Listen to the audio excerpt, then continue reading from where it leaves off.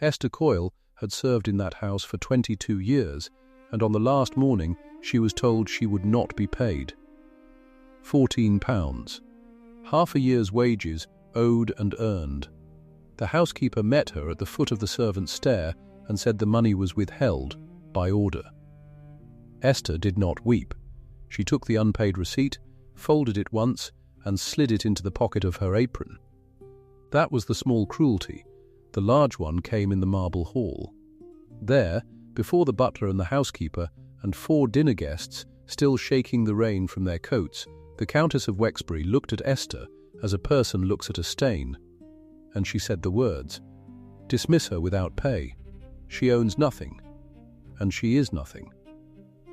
6 people heard it. Esther only nodded. She did not argue. She did not beg. But that night, she did not pack her trunk. She sat by a cold grate and wrote one letter. She sent it to a solicitor on Bedford Row, and in it she asked a single question. A question she had waited 11 years to be able to ask. If you have ever been discarded by people who never once looked at your face, if you have ever been called nothing by someone who did not know what you held in your hands, this story is for you. Before I go on, subscribe to the channel and in the comments tell me the city you are watching from. I want to see how far this story travels. Now let me tell it to you properly, from the beginning. Esther Coyle came to the house on Wexbury Square the year the old Earl still lived.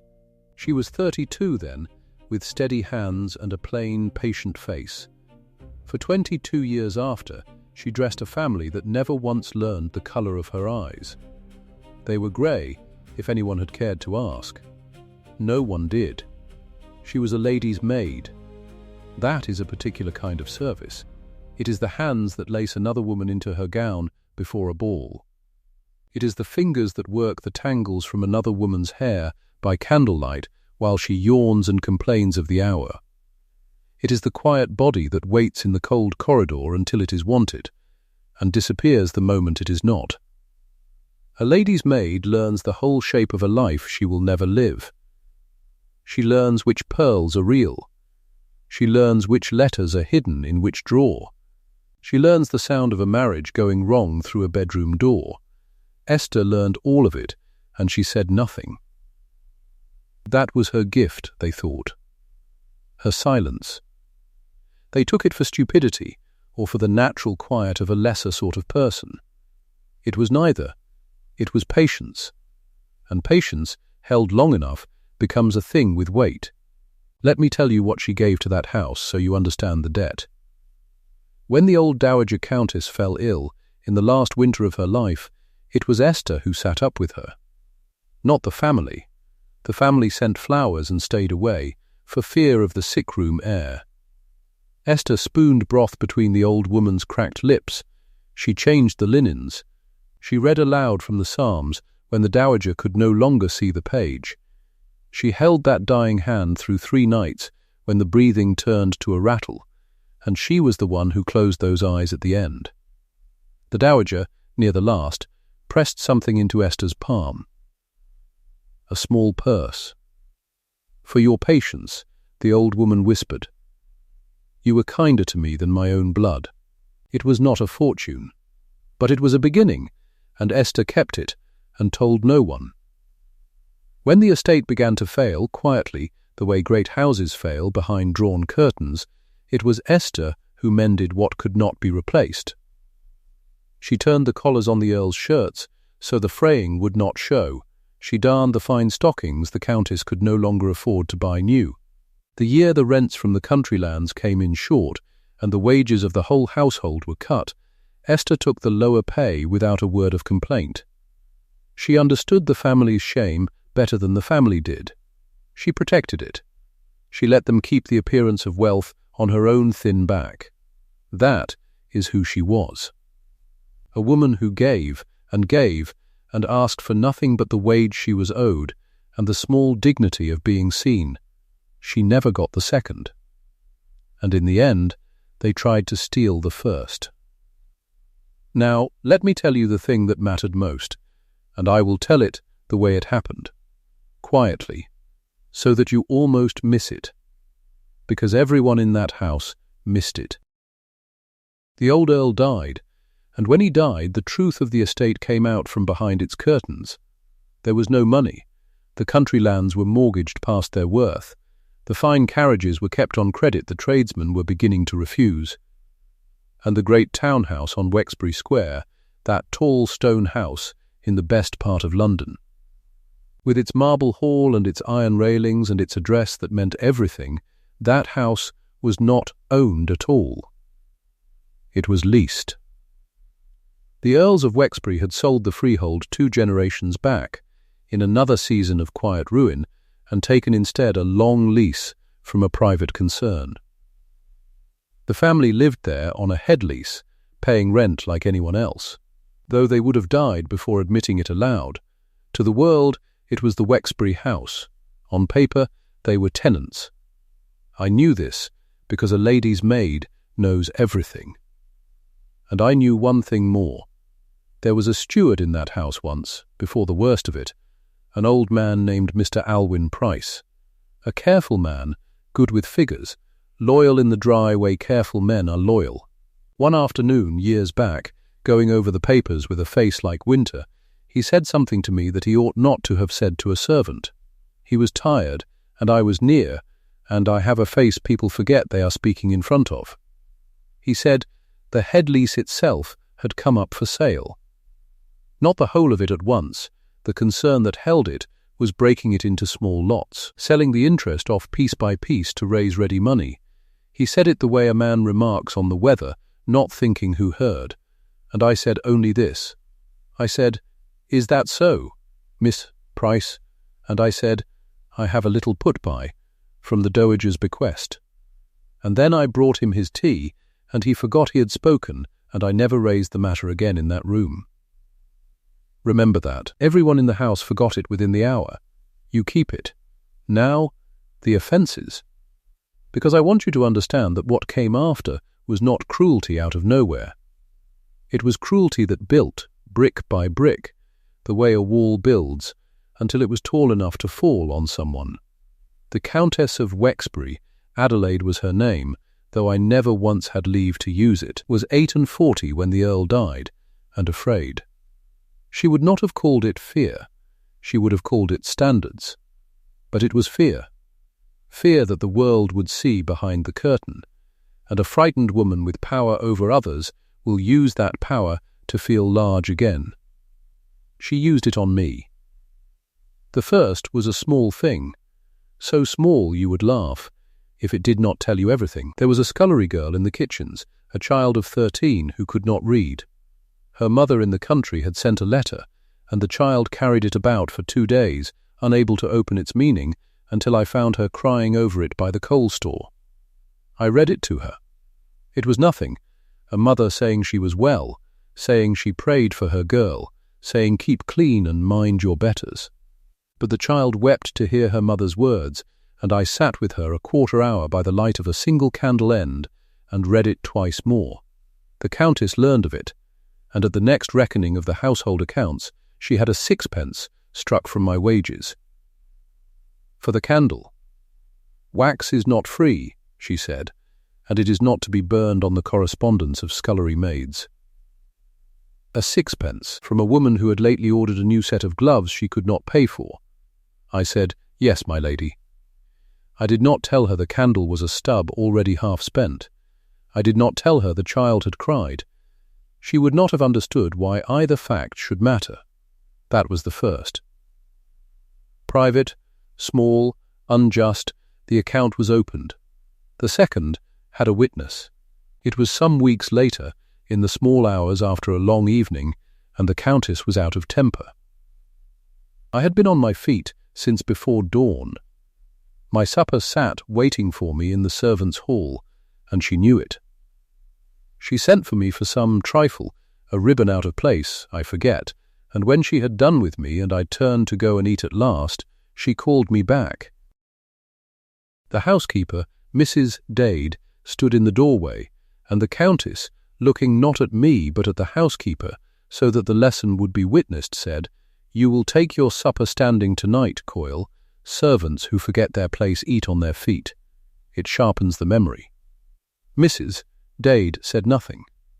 She lowered her eyes, and I ate my supper standing at the end of the servants' hall that night, with the others watching their plates and no one meeting my eye, because to meet it would have been to share the shame, and they were afraid.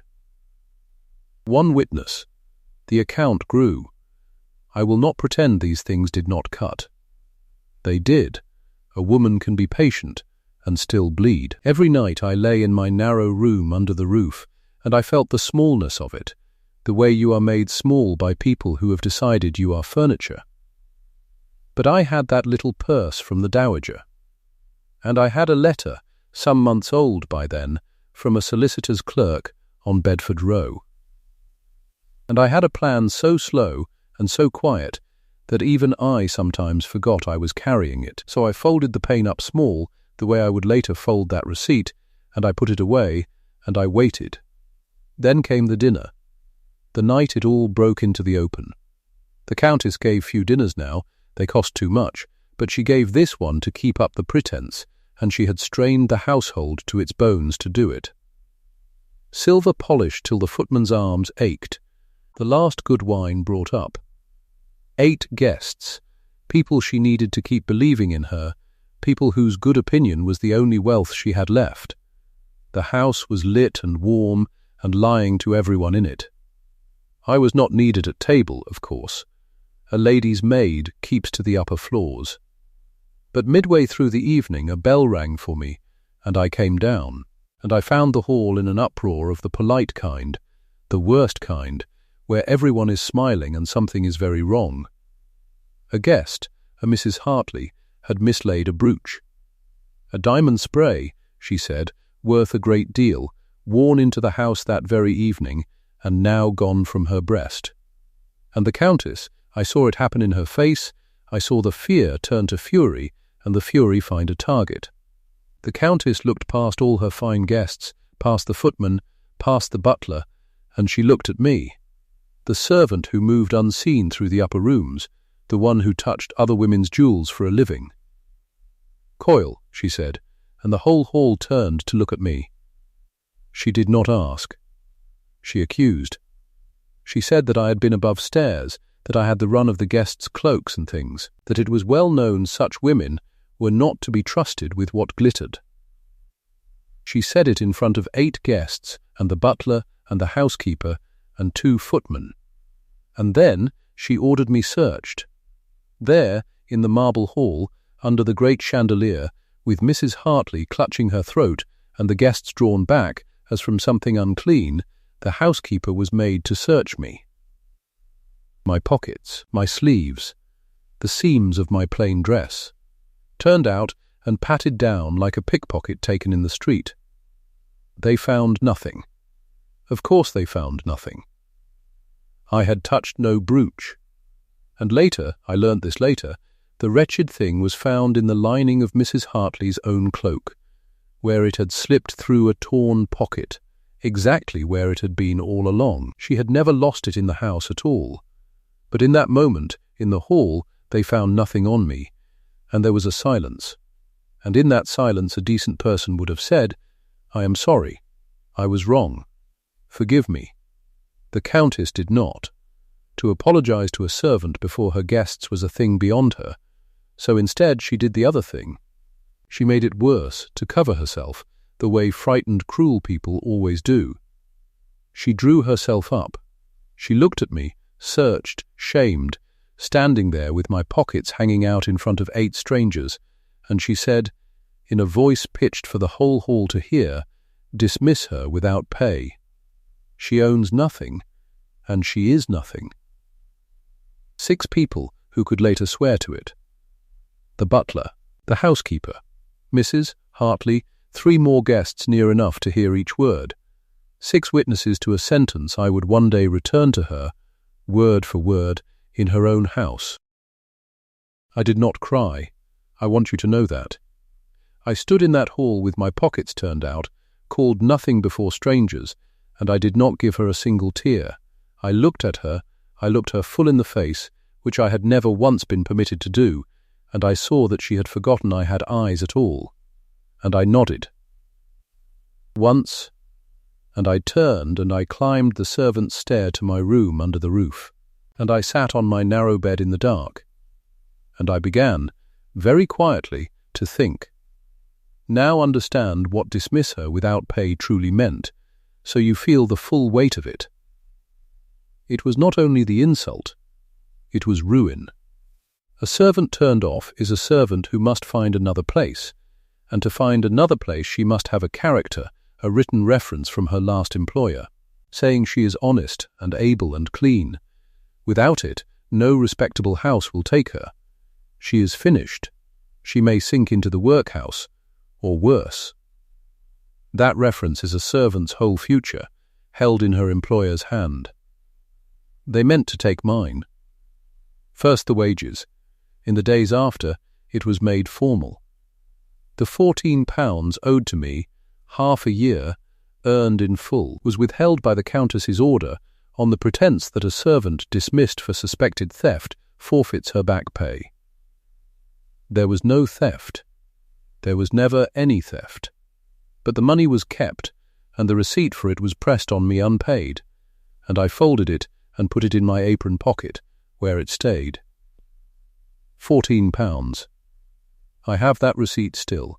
You will hear of it again. And then the crueler thing.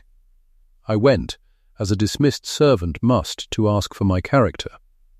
I stood in the housekeeper's room and I asked, humbly, for the written reference that 22 years of honest service had surely earned, whatever her ladyship believed about one brooch. Mrs. Dade could not meet my eyes.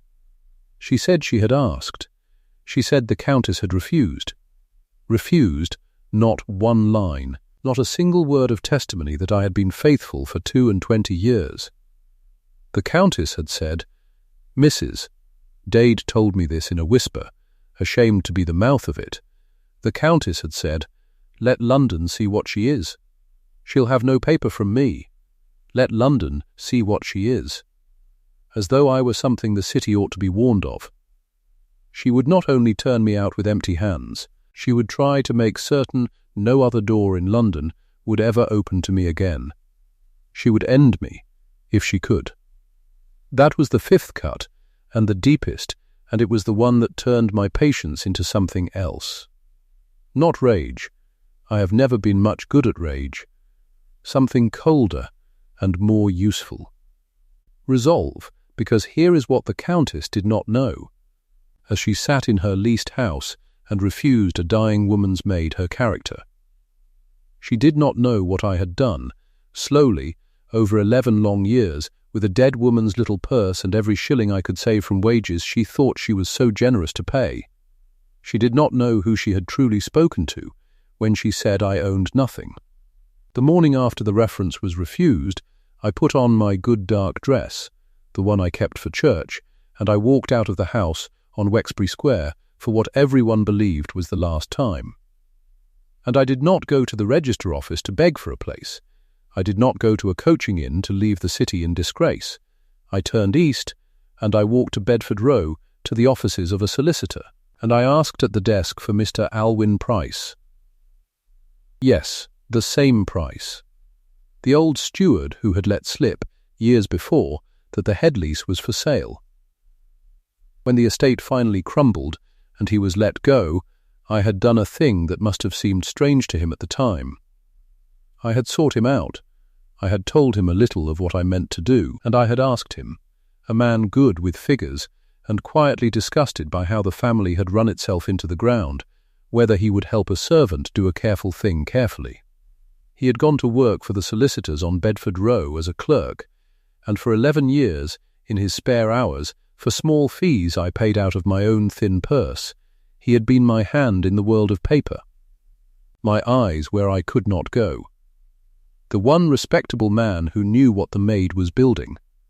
I was shown up to a quiet room that smelled of ink and old leather, and Mr. Price rose to meet me, older now, his hair gone quite white, and he took my hand in both of his, which no one in that grand house had ever done. Miss Coyle, he said, I heard how they turned you off. I heard the manner of it. His mouth was tight. "I think you had better sit down.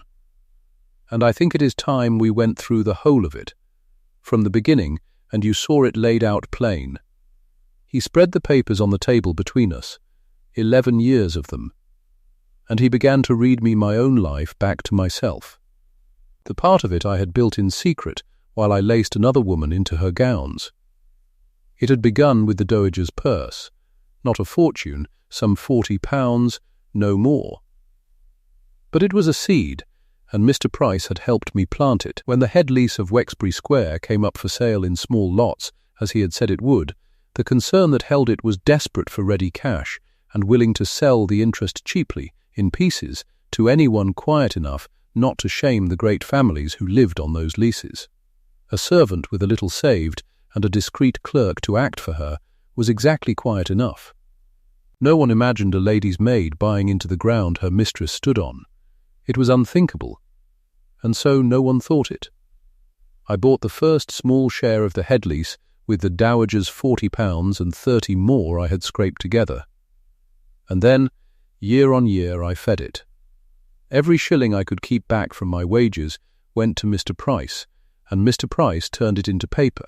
When another lot of the lease came free, we bought it. When a portion could be redeemed, we redeemed it. The rents the Countess paid on that house, for she did pay rent, quarterly, on the quarter days, never once asking too closely who now received it behind the screen of agents and firms, those rents came, in the end, in part to me. She was paying her landlord out of the wages she cut from her landlord's own pocket. She only never knew it.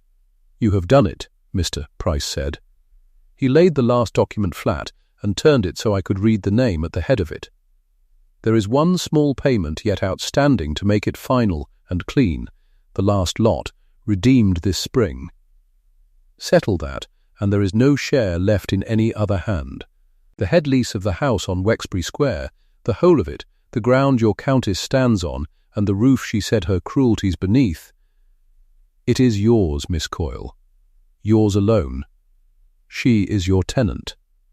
She has been your tenant for some years now, though she has never had the wit to ask the question." I sat very still. I had known it in pieces, of course. I had signed the pieces myself, but to hear the whole of it read out plain, the morning after she refused me my character and told the housekeeper to let London see what I was, I confess my hands were not quite steady. "And there is this," Mr. Price said, and his dry voice went drier still, which in him was a kind of grim pleasure. "Your tenant is behind. The estate has been failing to meet the rent this last year, paying late, paying short. The arrears now stand at £470, and by the terms of the lease she herself signed, the whole of it falls due at Michaelmas, this coming quarter day. 6 weeks from now, £470. She could not pay it. I knew she could not pay it. There was no money behind the curtain. She had refused me £14 that she owed, and she stood £470 in debt to me, and she did not know my name was the one on the paper. I sat in that quiet office, and I felt the whole shape of it settle over me. The woman who had called me nothing owed me a fortune, and did not know it. The woman who had told 6 people I owned nothing had, at that very hour, been living under my roof, on my ground, in a house whose lease bore my name, and no other. Every night she had lain in that grand bedroom, she had lain in my house. Every order she gave, every cruelty, every sixpence struck, and every supper eaten standing, she had done it as a guest of the woman she despised, and never once looked up to see whose ceiling was above her head. I did not laugh. It was too large a thing to laugh at, and I was too tired, and there was a strange grief mixed in with it, grief for all the years of being unseen, that no amount of paper could ever quite give back. But I felt something straighten inside me, something that had been bent low for 22 years, and it did not bend back. "What will you do?" Mr. Price asked me, and there was care in it. He was not asking as a clerk. He was asking as the one man who had watched me build this, and who wanted, I think, to see me use it. You could ruin her tomorrow. You have every legal right. The arrears are due, the lease is yours, one word to the agents and she is served with notice within the week.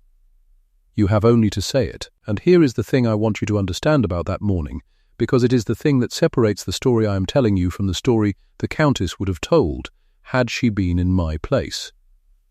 I did not want a scene. I had had my fill of scenes, standing searched in that marble hall. I did not want to shout. Shouting was hers. It was the noise the powerful make when they are afraid. I was not afraid any more. I looked at Mr. Price, and I thought of the 6 witnesses in the hall, and I thought of the £14 receipt folded in my apron, and I thought of the quarter-day coming as it always came, dry and certain as the turning of the year. "Do nothing yet," I said. He raised his white brows. "Settle the last payment," I said. "Make the paper clean, so there is not one thread left loose, not one share in any other hand, nothing she or any attorney she hires can pick at. Make it perfect. And then, do nothing. Send no notice. Say no word. Let the quarter-day come as it always comes. Let her prepare her house for Michaelmas the way she prepares for any rent day, thinking her landlord is some faceless firm of no importance. Let Mr. Vane come to the door for the money the way he always comes." "Vane," said Mr. Price, and something crossed his face. "Her agent," I said. "The bank's man. Thornbury and Vane. He comes to the tradesman's door and speaks of arrears and tips his hat to no one below a certain rank. He does not know either, does he? He does not know whose money he is collecting." "He does not." "Mist," Price said slowly. "By God, he does not. He thinks he acts for the concern. He does not know the concern's whole interest now runs to you." "Then let him find out at the door," I said, "in front of them, in the hall, if it can be managed, in the same house, before the same kind of people. Let it be quiet, and lawful, and complete, and let it come as a surprise to no one but them." I stood, and I smoothed my good dark dress, and I picked up my gloves. "I have waited 11 years, Mr. Price. I can wait 6 more weeks. What is earned keeps. It does not spoil for a little patience." He looked at me for a long moment, the white-haired clerk who had turned a maid's savings into a countess's lease, and then he rose, and he bowed to me, a real bow from the waist, the kind of bow no one in that house had ever once given me, the kind of bow you give to a person who owns the ground. "As you say," he said. "Landlord, I signed the last instrument that afternoon, the very last small payment, the redemption of the final lot." My pen scratched across the paper, plain and steady, no title before my name and none after it, only Esther Coyle in my own careful hand. And with that scratch of a pen the thing was finished and whole and mine, past any breaking. The Countess of Wexbury slept that night as she had slept 1,000 nights, in a house that belonged entire to her lady's maid, and she did not know it, and she would not know it, until I chose the hour and the room and the witnesses. I walked back out onto Bedford Row into the ordinary afternoon. The city went on around me exactly as before. A crossing sweeper touched his cap for a coin. A cab rattled past. No one looking at me, a plain woman of 54 in a church-going dress, going quietly about her business, would have seen anything but a servant, perhaps a housekeeper, someone's respectable upper help. No one would have guessed. And that, I found, was the sweetest part of all, not the paper. The secret of the paper. The whole of Belgravia might pass me on the pavement and never once suspect that the invisible woman held the roof over one of its proudest houses in her folded hands. I took a modest room that week, a clean small lodging with a window, and I paid for it out of my own purse, and I sat down at my own table and drank my own tea sitting down. Sitting down, do you understand, at a table that was mine after 22 years of eating standing when I was told to. And I waited for Michaelmas. But I will tell you a thing I did not expect, and it is the thing that troubled the calm of those 6 weeks and set the last of it moving. 3 days before the quarter day, when I thought all that remained was to let the clock run down, a girl came to my lodging. A thin, frightened girl of 19, an under-housemaid from the Wexbury house named Cora Finch, one of the few in that place who had ever shown me a small kindness, who had left a cup of tea outside my door the night of the dinner and never spoken of it. She had found out where I lodged. I never learned quite how. And she stood twisting her apron in her hands on my doorstep, out of breath, having slipped away on a false errand, her eyes darting to the street behind her as if she were followed. "Miss Coyle," she said. "Oh, Miss Coyle, I had to come. I didn't know if I should, but I had to. It's the house. It's her ladyship. She's frightened, Miss Coyle, more than I've ever seen her. There's a man been coming, Vane, the agent, and there's money owed, a great deal of money, and she can't pay it, and I heard—" The girl swallowed. "I heard her tell the butler she means to sell the last of the silver. Tonight, before the quarter day. To have something ready when the agent comes, so the house isn't lost. And there's more. She's had the butler asking questions, Miss Coyle, all up and down the square. She's trying to find out who it is that owns the ground. Who the landlord is. She means to go to them herself, before Michaelmas, and beg for time, or make trouble. I couldn't tell which." The girl stopped, breathless, and looked at me with those frightened eyes, not understanding one part of what she had run across London to tell me. Not knowing that the landlord she spoke of, the one the Countess was hunting up and down the square, the one whose name the butler was even now trying to learn, was standing in front of her in a plain, dark dress, holding the door. I looked at Cora Finch a long moment. And I thought, so she is asking the question at last. 11 years too late, and only now, with the water at her chin, she wants to know whose roof she has been standing under all this while. "Come in, Cora," I said quietly, and I stood back from the door. "Come in and sit down and get your breath. You've done nothing wrong. You've done a braver thing than you know." The girl stepped past me into the small room, still twisting her apron, still glancing back. "Now tell me again, slowly," I said, and I closed the door on the street. "Tell me everything. What is the name the butler has been asking after, and how close has he come to finding it?" Cora told me the name the butler was hunting, and it was no name at all. He knew only the firm. Thornbury and Vane. He knew the rent came due at Michaelmas. He knew a private concern held the ground under the square, and that the concern kept its business behind a solicitor's door on Bedford Row, but whose hand signed at the top of that lease, whose purse the rent ran into at the end, that he had not learned. He had asked the tradesman, he had asked the coachman, he had asked the porter at the corner, and every one of them had told him the same thing, which was nothing, because none of them knew. He came near it once, Cora said. He found the office.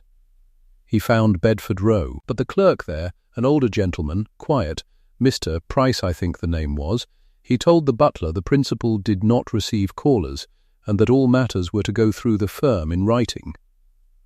And the butler came home with nothing. Her ladyship was in a temper for 2 days. I nearly smiled then. I did not, because the girl would not have understood it.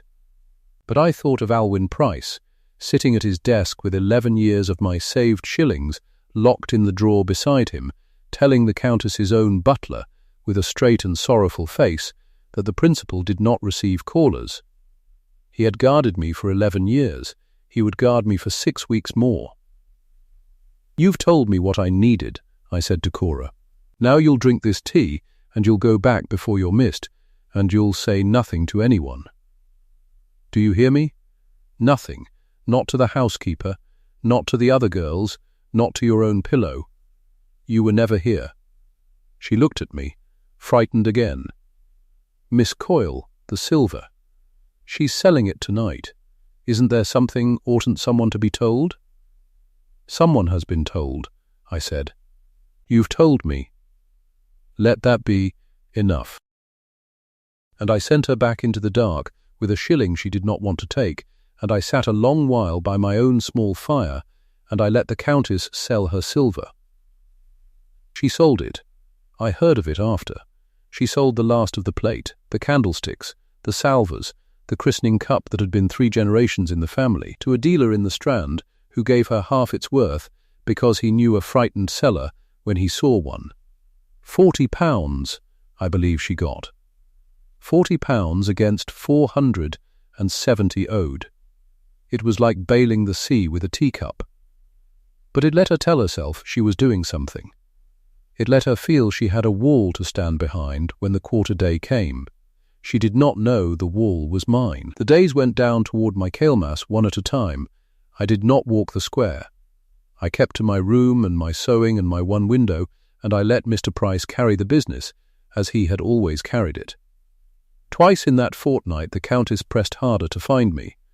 To find the landlord, for she never once dreamed the two were the same person. Once she sent the butler again to Bedford Row, and again Price turned him at the door, gentle as a churchwarden, and gave him a letter for her ladyship that said only that the arrears of £470 would fall due at Michaelmas, per the instrument she had signed, and that the concern trusted the sum would be ready.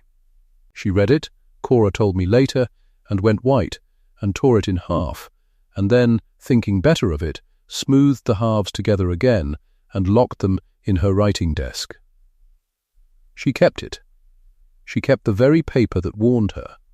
She always kept the papers and never read them. That was the whole of her, in one small act. And once, this was the sweetest of the 3, and I have turned it over many times since, a lady dined at the Countess's table who had seen me. I did not know it at the time. It came to me afterward in pieces, the way such things do. This lady, a Mrs. Hartley, the same whose brooch had been found in her own cloak lining the night of my ruin, though that was never spoken of again in that house. Mrs. Hartley had been passing down Bedford Row in her carriage on some errand of her own, and had seen me come out of the solicitor's door. She knew my face. She had watched me searched in a marble hall. And at the Countess's own dinner table, over the Countess's own thin soup, she said, lightly, the way idle people say the things that matter most, "Do you know, Adelaide, I saw your old maid the other day, the one you turned off, coming out of a lawyer's office on Bedford Row of all places. Whatever can a dismissed servant want with a solicitor?" And the Countess laughed. Cora heard it and told me. The Countess laughed and said, "Begging, I should think, or making some pitiful claim for her wages. They always imagine the law is theirs. She'll find it costs more to knock at a lawyer's door than she'll ever get by it." And the table laughed with her, and the soup was cleared, and no one at that table, not one of those clever, comfortable people, understood that the woman they were laughing at had just come from signing away the last obstacle between herself and the roof over their heads.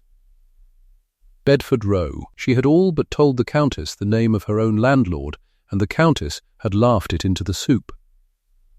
I did not laugh when I heard it. I sat very still, because I understood then that the thing was nearly done, and that it would be quiet when it came, and that quiet was exactly right. I had waited 11 years. I could wait 6 weeks. And I wanted the same silence at the end that there had been in the hall the night she ruined me. The silence of people who suddenly cannot find a single word. Michaelmas came. It came on a grey morning with the first real cold in it, a morning that smelled of coal smoke and wet stone, the kind of London morning that gets into your knees. The rent fell due at 11. Mr. Vane came at 10:30. I know how it went, because I was there. That was the whole of my plan, the only thing I had asked of Alwyn Price beyond the silence. When the agent goes to collect, I had said, I go too, not as a maid, not as a suppliant, as the person whose name is on the paper. Let it happen in the same house, before the same kind of witnesses, in the same hall if we can manage it, and Price, who had a longer memory of that family's cruelties than even I did, had said only, It will be my privilege, Miss Coyle, to hand you the documents at the door." So I stood across the square in the cold at 10:15, in my plain dark dress, with Mr. Price beside me and a leather case in his hand, and I watched Miss Josiah Vane go up the steps of the house I had served for 22 years and knock upon the door I had opened 1,000 times for other people. The butler let him in. We gave it a few minutes. Then we crossed the square, Miss Price and we went up those same steps, and Mr. Price knocked. The butler opened the door. He knew me. Of course he knew me. His face did a strange thing. It began to close, the way a servant's face closes against a person who no longer belongs, and then it faltered, because Mr. Price stepped forward, grave and gentlemanly, and said, "Alwyn Price, of the firm holding the head lease of this property. I am expected, or my principal is. We have come on the matter of the arrears. Kindly announce us to her ladyship, and to Mr. Vane, whom I believe is already within." The word principal did it. The butler's eyes went from Price to me and could not make me fit the word. He stood back. He had to. We came into the marble hall. I want you to see that hall as I saw it that morning. It was the hall where I had been searched. The same black and white floor. The same tall cold mirror I had cleaned on my knees. And now the Countess came out into it from the morning room, and Mr. Vane came behind her with his book under his arm, and the housekeeper, Mrs. Dade, stood in the doorway wringing her hands, and Cora Finch hovered on the stair above with her heart in her mouth, and there were 2 others, a Mr. and Mrs. Osgood, guests come early to sit with the Countess in her trouble, the same Osgoods who had been at the dinner table the night of the brooch. 6 people in that hall. I counted them, standing there, 6, as there had been 6. The Countess saw Mr. Price first in his black coat with his case, and her whole face arranged itself for the man she expected, the gentleman landlord. The man of means she had rehearsed her pleading for. She had a speech ready. I could see it on her. She had spent £40 of silver money and a great deal of pride assembling it. She stepped toward Price and began, "Sir, I am glad you have come in person. For there has been a difficulty, a temporary difficulty only, and I am persuaded that between people of sense." And then she saw me. She saw me at Price's shoulder in my plain dark dress, and her speech stopped in her throat, and a small crease came between her brows, the way you frown at a thing that is out of place. A maid. Her maid. The one she had turned off, standing in her hall. For a moment she was simply affronted. "What is this creature doing here?" she said, and her voice went up, hard and bright. The old voice. "Dade, who let her in? Have her put out." "Have her, my lady," said Mr. Price, and he did not raise his voice at all. "This creature, as you call her, is my principal. She is the holder of the head lease of this house. She is the person to whom you owe £470 due this morning. I would be careful how you speak to her." And then the hall was quiet, truly quiet, the quiet I had waited for. Mr. Vane broke it, because he was a man of business, and business was the ground he stood on. He came forward, looking from Price to me and back, and he said, "Forgive me, there is some confusion. I collect these arrears for Thornbury and Vane on behalf of the concern that holds the ground. If this lady is the principal, then I collect in effect for her?" He was working it out even as he spoke. I watched the sum come clear in his face. Then I have been in this woman's employ, so to speak, these several weeks, and never knew it. "You have collected honestly, Miss Vane, and I have no quarrel with you," I said. It was the first time I had spoken. My voice was steady. I had thought it might not be, after so long, in that hall, but it was. "You did your work, and you did it fairly. You are not the one who owes me anything." Miss Vane looked at me a moment longer, and then he did a thing I did not expect and have never forgotten. He took off his hat. In that hall, to me, the dismissed maid he had never troubled to look at, the land agent Josiah Vane took off his hat and inclined his head, because I was the landlord now, and he was a man who understood exactly what that meant. "Ma'am," he said. That was all. But he put his hat under his arm, and he stood back, and he was on my side of the hall from that moment, without a word more spoken about it. The Countess had not moved. She stood in the middle of her own black and white floor and looked at me as if the floor had spoken. "It is not possible," she said at last. Her voice had gone quiet too, but it was a different quiet, the quiet of someone whose ground is going out from under them and who is still, for one more instant, refusing to fall. "A maid? You had £14 a half year, and I did not even pay you that. Where would a creature like you find £400, find a house, It is not possible. It is some trick. It is fraud. Price, or whatever your name is, this is a fraud, and I will have my attorney on it before the day is out, and I will see this woman in the dock." "You may send for your attorney, my lady," said Mr. Price, and he opened the leather case on the hall table, calm as a man laying out cards. "Indeed, I would advise it. Let him come. Let him read." He drew out the papers one at a time and laid them side by side on the marble. "Here is the head lease of Wexbury Square, whole and redeemed, in the name of Esther Coyle. Here is the assignment of the last lot, signed and sealed at Michaelmas last but one. Here is the schedule of rent, and here the record of arrears, £470, unpaid, due this day. And here he laid down the last, smaller than the rest, is a matter your ladyship will perhaps recall.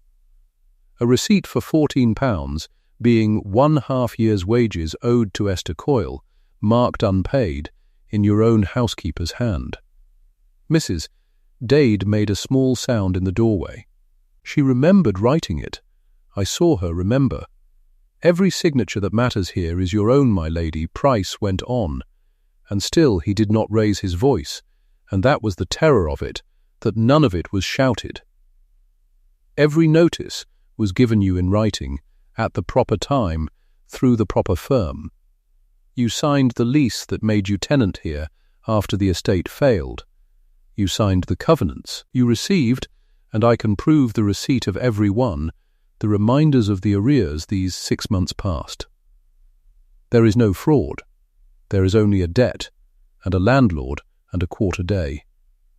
The law you laughed at," he said it very gently, "is the same law for a countess and for a lady's maid. That is rather the point of it."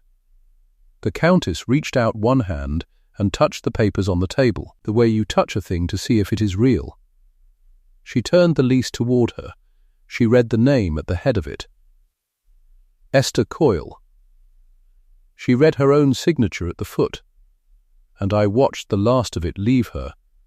The speech, the pride, the £40 of silver courage, I watched it drain out through her fingers where they rested on the paper, and she did not shout, and she did not weep, and the hall was as silent as it had been the night she said, "I owned nothing." I had rehearsed one sentence. Only one. I had promised myself I would not make a speech, because she had never let me make a speech, and I did not want to become, in my hour, the thing she had been in hers. So I said, only the one sentence, and I said it quietly, into that silence, standing where I had once been searched. "You told 6 people in this house that I owned nothing," I said, "that I was nothing. It seems, my lady, that I owned the roof you said it under. You may read the name yourself. You have just read it." She did not answer. There was no answer to make. Mrs. Osgood, by the wall, had put her gloved hand over her mouth. Mr. Osgood was studying the floor as though he might find somewhere to be in it. Cora, on the stair, was crying, quietly, with her apron pressed to her face, though whether for me or for the Countess, or only from the great pressure of the moment, I could not tell you. Mr. Vane stood with his hat under his arm, and the butler, who had tried for 6 weeks to learn the name that was now lying on his mistress's own hall table, stared at that name and understood at last that he had turned the landlord away from the door twice at Bedford Row, and once let her back into this hall himself, not 5 minutes since, their faces one by one. I had thought I would drink it, that morning. I had thought, in the worst and smallest part of me, that I would stand there and drink the sight of them undone. But I did not drink it. It was not sweet in the mouth the way I had imagined. It was only quiet and grave and a little sad, the way the end of a long illness is sad even when the illness deserved to die. I felt the debt close. That is the truest word I have for it. For 6 weeks, for 11 years, an account had stood open, and in that silent hall it closed, and there was no pleasure in the closing, only the deep, level stillness of a thing set right. We did not settle it all in the hall. Such things are not settled in halls, they are only revealed there. The settling was done in the morning room an hour later, over the Countess's own cold tea, with Mr. Price present and Mr. Vane, and the terms laid down plain. I laid the 3 documents on her tea-table myself. The lease, the record of the £470, and the little receipt for 14. I put the small one on top, where she would see it first. "These are the terms, my lady," I said, "and they are lawful terms, and they are more than you offered me." She sat across the tea-table with her hands in her lap and did not look up. "You owe £470 in arrears. You cannot pay it. I know you cannot. You sold the silver, and it was not near enough. So, you have 2 roads. You may pay the arrears, and the £14 of my wages besides, and stay on as my tenant under a new and honest lease, or you may give up the house. Quit Wexbury Square by the next quarter day, leave it in good order, and go where your means will carry you. I will not turn you into the street this morning. I am not you. But you will not keep this address that has been your last armour, one or the other. Choose." She was quiet a long moment. Then she found one dry thing to say. She was the sort who always finds one dry thing. "You have thought a great deal about this," she said, not looking up. "For a servant." "I have had 11 years to think, my lady," I said. "You gave me the leisure yourself, the night you sent me down the stair, and to that she had nothing." I let the silence answer for me. I had learned that from her, in a manner of speaking, that a silence held long enough says more than a struck blow. She had used her silences to make me small. I used mine, that once, to let her hear the size of what she had done. Then I gathered my 3 papers and left her the copies Mr. Price had drawn, and rose. She could not pay. Of course she could not pay. By the next quarter day she gave up the house. She went to a smaller place. I never troubled to learn much of it, a set of rooms in a less considered part of town, with 1 servant instead of 9, and she took her title with her, for a countess is a countess wherever she lodges. But she left behind the address, and the address had been the whole of it. She had mistaken the deed of her rank for the deed of her house. She had thought, because she was called my lady, that the walls were hers. She never read the fine print of anything she signed, and in the end the walls were mine. Mr. Vane I saw twice more. The first time, that Michaelmas morning, when he took off his hat. The second, a fortnight after, when he called at Bedford Row, properly, in writing, announced to put his firm formally at my service, since the concern he collected for was mine, and he would as soon collect for me knowingly as he had unknowing. He was a hard man and a fair one, and I have found the 2 go together more often than the soft and the false. He sent me, that spring, a short respectful note wishing the landlady of Wexbury Square a good quarter day. I have it still. It sits on my mantel. It cost him nothing to write, and it meant a great deal that he did. Because I remembered, I will always remember, that he was the first person in that hall to look at my face and call me ma'am, before he had to, when he might have laughed instead. The butler and Mrs. Dade I kept on. I want to say why, because it is the part I am least sure the world would have chosen, and the part I am most sure of myself. They had watched me humbled. Mrs. Dade had written the unpaid receipt in her own hand and delivered the refusal of my character with her own mouth. They had stood by. But they had stood by because they were afraid, not because they were cruel. There is a great gulf between the two, and I had lived below stairs long enough to know it by heart. A servant who watches an injustice and says nothing is not the author of it. She is only another person with a place to lose. I would not become the kind of mistress who punished fear, having spent my whole life at the wrong end of that kind. So when the house passed to a new tenant and needed a housekeeper and a man at the door who knew its ways, I kept them on, and I paid them on the quarter day to the shilling, and I never once reminded them of what they had seen. That was the reward for the merely frightened. It was given in the same season as the reckoning, and I think the two belong together. And Cora Finch, 19, who ran across London in the dark to warn a woman she did not understand she was warning. She came to me a week after my Michaelmas, twisting her apron as she always did, and she stood in my little room and she said, all in a rush, the thing she had been afraid to say for 6 weeks. Miss Coyle, that night, the brooch, I saw where it was found. I was helping with the cloaks. It was in the lining of Mrs. Hartley's own cloak, caught in a torn seam, and it had never been near you, and I knew it, and I said nothing, because I was afraid, and they turned you off in front of everyone, and I said nothing. And I've been sick with it ever since. And she wept. I let her weep, and then I told her the truth, which was that she had said nothing at 19, the way I had borne everything at 54. Because when you are small and afraid, and your bread depends on it, silence is not cowardice, it is only survival, and she had made up for 100 silences with one brave run through the dark. And then I did the thing I had waited to do. I sat down at my own table, in my own room, and I wrote out a character for Cora Finch, a written reference, in a plain, honest hand, saying that she was faithful and truthful and braver than she knew, and that any house would be the better for her.